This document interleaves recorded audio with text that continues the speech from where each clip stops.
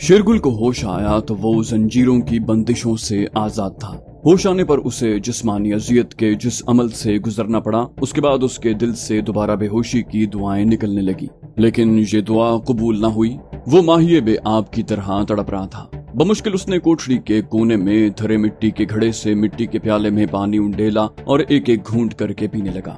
यहाँ आम हालत में शायद एक ही पहरेदार मौजूद रहता था जो बेनियाजी से टहलता उसके नजदीक आया और उसे होश में आते देखकर किसी को इत्तला देने चला गया। थोड़ी देर बाद वही डॉक्टर दो मुसल्लह रजाकारों समेत उसके सरहाने मौजूद था। डॉक्टर ने वहाँ मौजूद पहरेदार को दरवाजा खोलने का हुक्म दिया और उसकी कोठरी में दाखिल हो गया। शेरगुल के लिए अपने जिस्म को जुम्बिश देना भी मुमकिन नहीं रहा था। उसके बावजूद दो दो बंदूकों की नालियां उसकी तरफ तनी हुई थीं।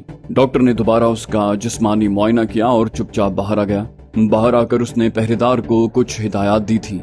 थोड़ी देर बाद वो लोग उसके लिए खाना ले आए, जबकि डॉक्टर के साथ आने वाले रजाकारों ने एक ट्रे में कुछ दवाइयां भी उठा रखी थी। वो बोला, देखो मियाँ, मैं डॉक्टर हूँ और मेरा फर्ज है कि तुम्हें काबिल तफ्तीश बनाए रखूं।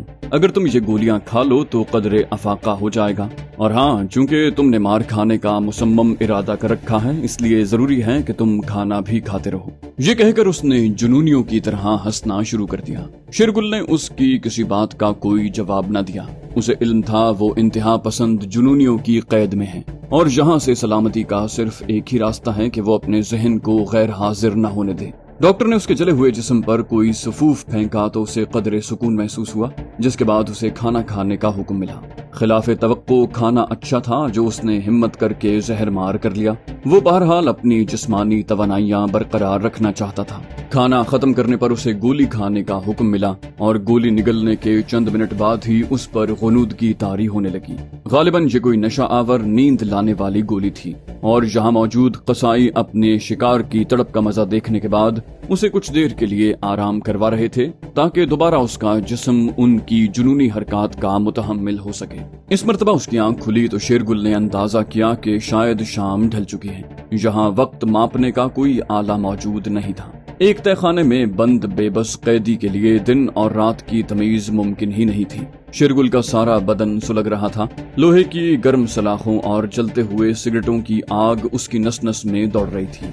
अभी तक उसने हिम्मत करके अपनी पुश्त पर हाथ फेर कर जख्म का जायजा भी नहीं लिया था। बस एक ही धुन उसके दिमाग पर सवार थी कि जिस तरह भी मुमकिन हो वो यहाँ से निकल जाए। इस बात का तो उसे इल्म था कि ये लोग उसे जान से नहीं मारेंगे।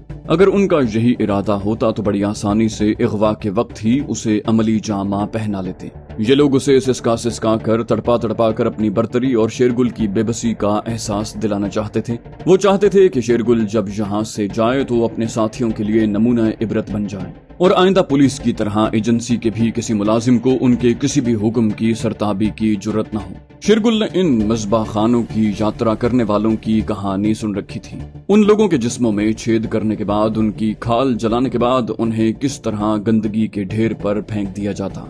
ये जुनूनी जो जबान और जमीन के हवाले से खुद को मुनज़्ज़म कर रहे थे, इंसानियत की सतह से गिरकर दरिंदगी की सतह पर उतर आए थे। उसने इस बात का अंदाजा तो लगा लिया था कि जहाँ सिर्फ एक ही पहरेदार होता है। शायद इस जगह आने वालों की तरफ से फरार की कोशिश का ख्याल ही 5-9 वालों के दिल में नहीं आया था। उस वक्त तहखाने के सारे बल्ब रोशन थे। इसी एक बात से शेरगुल ने अंदाजा लगाया था कि रात हो चुकी है, क्योंकि जब उसे तफ्तीश के लिए ले जाया गया तो इक्का दुक्का बल्ब ही रोशन थे। उसे जो भी करना था अभी करना था। अभी उसका जिस्म बहरहाल इस काबिल था कि यहाँ से आजादी तक का फासला तय कर सके। अगर एक मर्तबा और वो वैश्यों की भेंट चढ़ जाता तो फिर शायद वो तवील अरसे तक अपनी मर्जी से अपने जिस्म को जुम्बिश देने के लायक भी न रहता। उसके जिस्म से उठने वाला कर्ब उसे पागल किए दे रहा था। दर्द की शिद्दत उसके अंदर इंतकाम की आग को भड़का रही थी। कुछ सोचकर उसने अचानक ही अपने लोहे के दरवाजे की सलाखों को झंझोड़ दिया। फौरन तहखाने की सीढ़ियों के नजदीक मौजूद मुसल्लह रजाकार उसके सर पर पहुंच गया। उसने शेरगुल को गालियां देते हुए, दोबारा ऐसी हरकत करने पर गोली मारने की धमकी देते हुए खामोश रहने की तलकीन की। वो बोला, मुझे चाय ला कर दो, मेरा दिमाग फट रहा है। शेरगुल तो किसी और सलूक की तवक्को कर रहा था, लेकिन थोड़ी देर बाद उसने देखा कि पहरेदार वाकई चाय का एक गिलास थामे उसकी तरफ आ रहा था। उसकी चाल से शेरगुल ने अंदाजा लगा लिया था कि उस वक्त वो शराब के नशे में बदमस्त है। जिस वक्त शेरगुल ने दरवाजे की सलाखों को हिलाया था, शायद वो उस वक्त शुगले में नोशी में मशगूल था। یہ شیرگل کی خوش قسمتی تھی کہ ایسا پہرے دار اس کے حصے میں آ گیا تھا جو تنظیم کا بگڑا ہوا شہزادہ تھا۔ آج چونکہ یہاں اکیلا قیدی شیرگل ہی تھا جس کے کیس آفیسر عارف میاں نے کل آنا تھا، اور اس قید خانے کا اصول یہی تھا کہ جہاں موجود پہرے دار ہی کیس آفیسر کی موجودگی میں یہاں کا انچارج ہوا کرتا ہے۔ بدمست اور وحشی پہرے دار نے یہ موقع غنیمت جانا اور وہ شباب کی بوتل کے ساتھ بسر کرنے کے لیے شباب بھی یہیں لے آیا تھا۔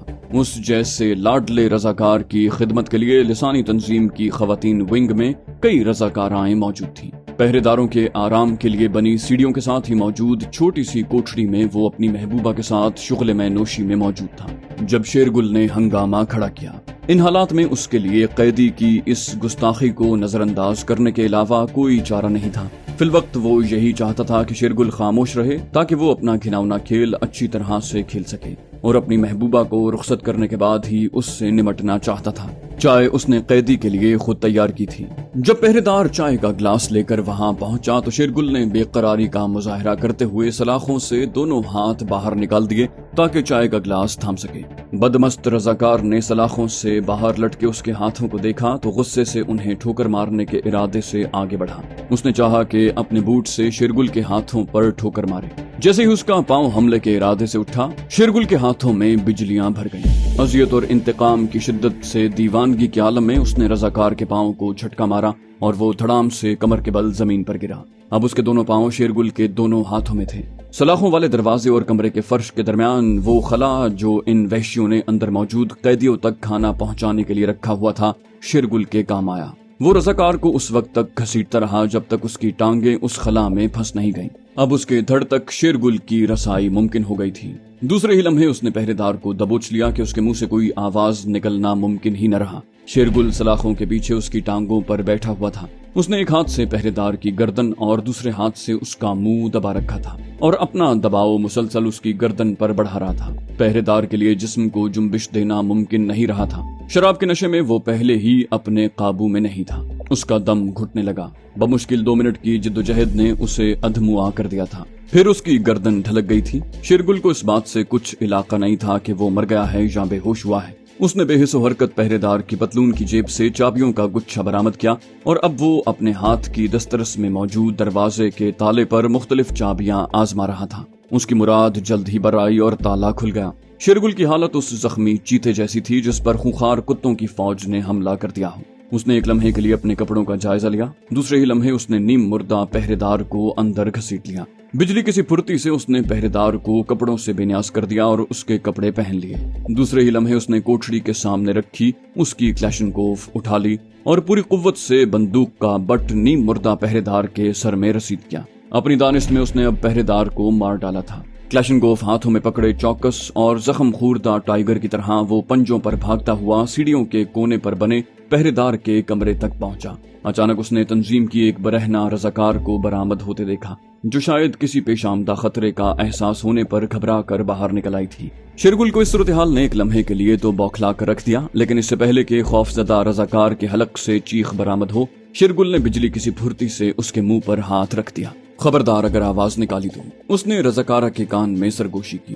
اس کے ساتھ ہی اسے قریباً گھسیٹتا ہوا اس کی کوٹھڑی تک لے گیا جہاں اس کا محبوب موجود تھا۔ اچانک صدمے اور منہ پر شیرگل کے ہاتھ کے دباؤ سے نازک اندام رضاکارہ جلد ہی اپنے حواس کھو بیٹھی۔ شیرگل نے اسے بھی اس کوٹھڑی میں پھینکا اور کوٹھڑی کو تالا لگا کر چابیاں اپنی جیب میں ڈال کر راہ لی۔ تہخانے کی سیڑھیوں کے اوپر سرے پر لوہے کا ایک اور جنگلہ موجود تھا۔ شیرگل کے پاس موجود چابیوں میں سے ایک نے یہ تالا بھی کھول دیا۔ اب وہ ایک نیم روشن راہداری میں چل رہا تھا۔ پھونک پھونک کر قدم رکھتا اب وہ کاٹ کباڑ کے اس ڈھیر تک پہنچ گیا تھا جسے عبور کرنے کے بعد اس نے باہر نکلنا تھا۔ باہر سے آنے والی تازہ ہوا کے جھونکے نے اسے احساس دلایا تھا کہ منزل نزدیک ہے۔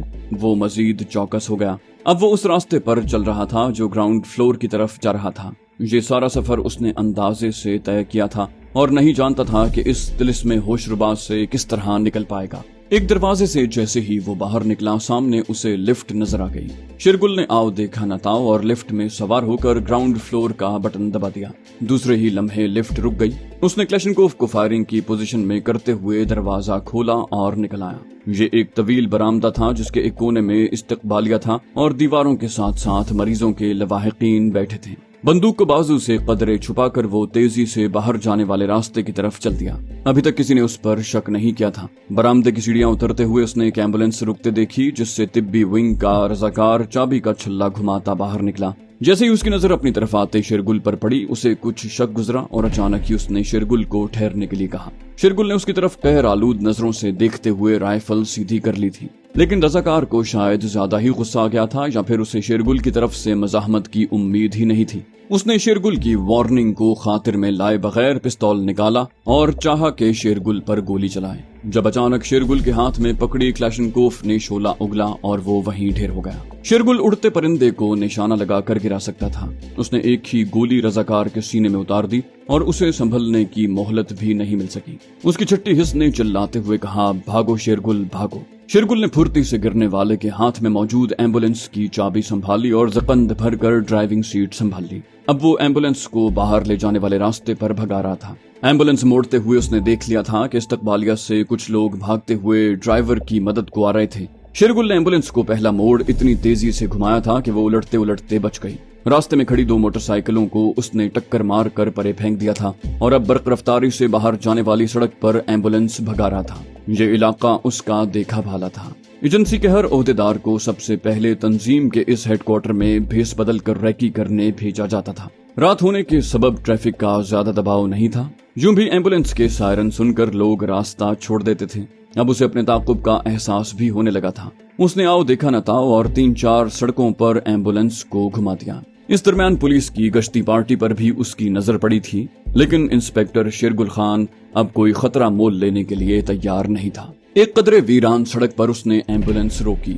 उसके डैशबोर्ड पर रखी सिगरेट और माचिस की डिबिया उठा ली। बिजली की सी फुर्ती से उसने एम्बुलेंस का बोनट खोला, पेट्रोल सप्लाई करने वाला पाइप झटका देकर तोड़ डाला और इस इत्मीनान के बाद कि अब मतलूबा मिकदार में पेट्रोल बह चुका है, कुछ फासले से माचिस खोली और उससे कुछ तीलियां बाहर निकाल कर डिबिया में फंसाई। फिर एक तीली सुलगा कर माचिस को आग दिखाई और आग का गोला इंजन में फेंक कर दीवानावार एक तरफ भाग उठा। उसके अकब में तंजीम के तिब्बी विंग की एम्बुलेंस से शोले बुलंद हो रहे थे।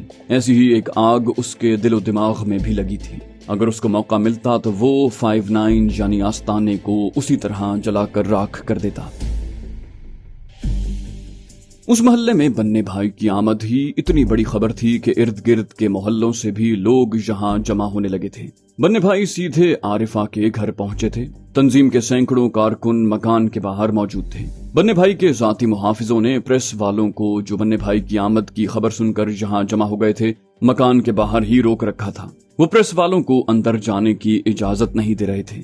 आरिफा के वालिद के लिए बेटी का हादसा अब हादसा जानकाह बनने लगा था। जब वो अपनी बेटी के बेहोश होने की खबर सुनकर तंजीम के तिब्बी मरकज पर पहुंचे तो उनकी मुलाकात वहां MPA परवेज खान से हुई, जिसने मीर साहब से पहली बात यही कही कि वो अपनी बच्ची की दिलजुई और अयादत करें, लेकिन अभी किसी के सामने वो बात न दोहराएं जो उनकी बच्ची उन्हें बताएगी। पुलिस को क्या बयान देना है, इसका फैसला वो लोग खुद करेंगे। बोले, लेकिन खान साहब पुलिस वाले तो अभी बयान लेने आ जाएंगे। मीर साहब जिन्होंने एक जमाना देख रखा था, परवेज खान के तेवर से ही अंदाजा लगा लिया कि उनके लिए सिवाय हाँ में हाँ मिलाने के और कोई चारा बाकी नहीं रहा। उनसे ज्यादा तंजीम को कौन जानता होगा कि वो खुद भी एक जमाने में इसमें शमूलियत की गलती कर चुके थे। मीर साहब ने दस्त बदस्त अर्ज की, ठीक है जनाब, जो आपका हुक्म। जब वो आरिफा के कमरे में दाखिल हुए तो उनकी बेटी के होशो हवास बहाल थे। वालिद को देखते ही आरिफा उनसे लिपट गई और सिसकियां लेते हुए उसने सारा वाकया बयान कर दिया। मीर साहब की आंखों से आंसू जारी थे और दिल अलग से खून रो रहा था। उन्होंने बच्ची को नॉर्मल किया, तसल्ली दी और साथ ही नसीहत के लहजे में उससे दरखास्त की कि वो पुलिस को अभी कोई बयान न दे। मीर साहब ने कहा, पुलिस के लिए बयान तंजीम के लोगों ने तैयार किया है, तुम सिर्फ उस पर दस्तखत कर देना। आरिफा बोली, लेकिन अब्बा मियाँ, इन्हीं लोगों ने तो नजमा को कत्ल किया है और इन्हीं के कहने पर। मीर साहब ने बेटी की बात काटते हुए कहा, बेटी इस वक्त तुम्हारी हालत ऐसी नहीं है कि तुम पर मजीद बोझ डाला जा सके। सिर्फ एक बात ज़हन नशीन कर लो, तुम्हारा सिर्फ एक भाई है जो मेरे बाद तुम तीनों बहनों का वाहिद सहारा है। अगर तुम ये नहीं चाहती कि उसका अंजाम भी तुम्हारी सहेली नजमा जैसा हो تو اپنی زبان بند کر لو اور جس طرح یہ لوگ کہتے ہیں اس پر عمل کرو۔ عارفہ کو اندازہ تھا کہ ابا میاں کچھ غلط نہیں کہہ رہے۔ وہ دودھ پیتی بچی نہیں تھی، اسے ابھی تعلیم حاصل کرنی تھی، اس شہر میں اپنے گھر والوں کے ساتھ زندگی گزارنا تھی، اور سب سے بڑھ کر یہ کہ میر صاحب کی ریٹائرمنٹ کی عمر آ رہی تھی، 3 بہنیں بیاہنے والی تھیں اور جوان بھائی کی بلی دے کر بھی وہ ظالموں کو کیفر کردار تک نہیں پہنچا سکتی تھی۔ اس نے بادل نخواستہ اپنے ضمیر کی ملامت کو خاطر میں نہ لاتے ہوئے اپنے باپ کا حکم مان لیا۔ اس کا دل خون رو رہا تھا۔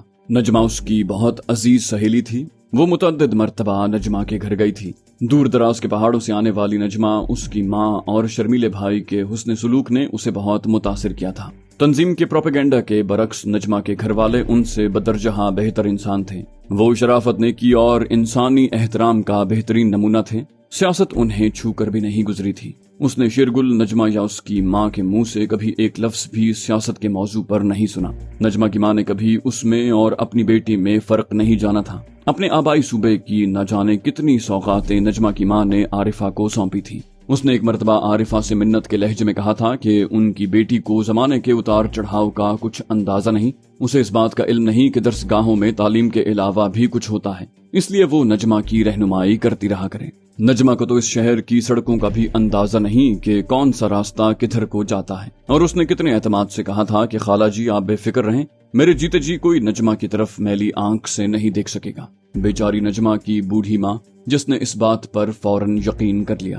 واہ بی بی عارفہ، اس نے خود پر طنز کیا، خوب وعدہ نبھایا ہے تم نے، اور اب اپنی مردہ سہیلی کا خون بھی بیچنے جا رہی ہوں، اس کے قاتلوں سے سمجھوتا کر رہی ہوں، محض اس لیے کہ تمہاری بہنوں اور بھائیوں کی جانیں اور عزتیں محفوظ رہیں۔ کیا نجمہ کسی کی بیٹی نہیں، کسی کی بہن نہیں تھی؟ اف میرے خدایا، میں کیا کروں، کدھر جاؤں؟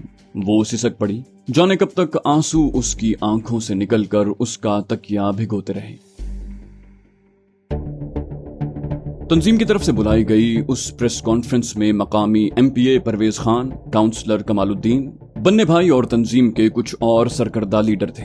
انہوں نے اخبار نویسوں میں عارفہ کے والد کے کانپتے ہاتھوں سے عارفہ کے بیان کی کاپیاں تقسیم کروا دیں۔ اس بیان میں کہا گیا تھا کہ مخالف تنظیم کے غنڈوں نے لڑکیوں کے کالج سے کچھ فاصلے پر تنظیم کے طلبہ ونگ کے ایک ممبر پر حملہ کیا۔ وہ اپنی جان بچانے کے لیے بھاگا تو اس پر فائرنگ شروع کر دی گئی، جس سے وہ موقع پر مارا گیا۔ مرنے والی طالبہ نجمہ کے حملہ آور ہم زبان تھے اور اسے اغوا کرنے آئے تھے۔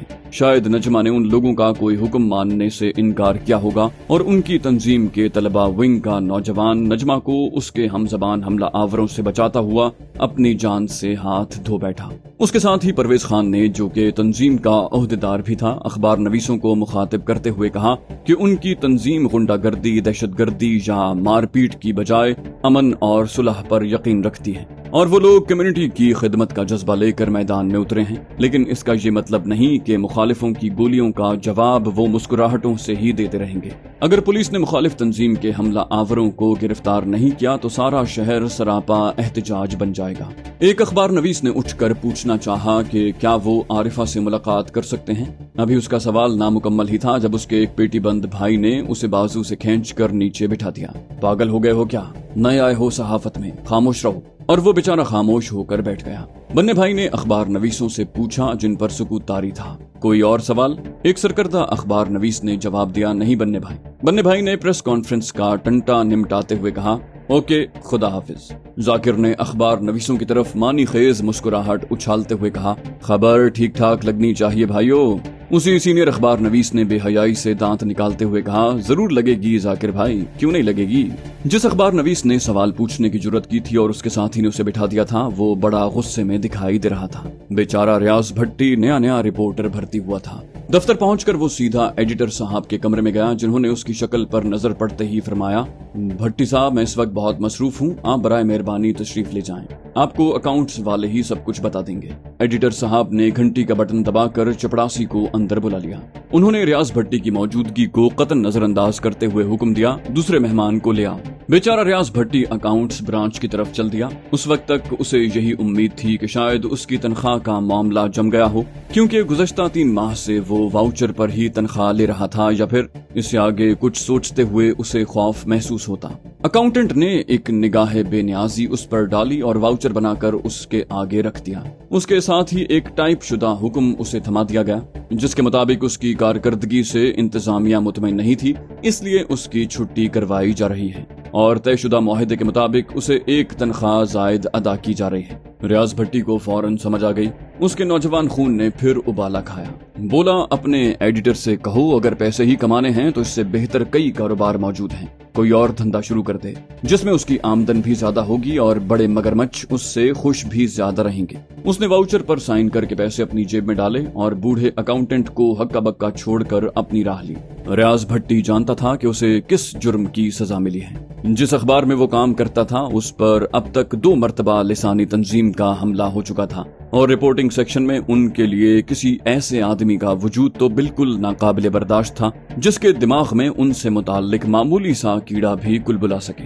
रवानगी से पहले उसने अपने डेस्क पर मौजूद साथियों को ये जरूर कहा था कि अगर कोई उल्लू का पट्ठा रेत में अपना सर छुपाकर ये समझ ले कि वो तूफान के खतरे से बच गया है तो उससे बड़ा गधा रुए जमीन पर नहीं हो सकता।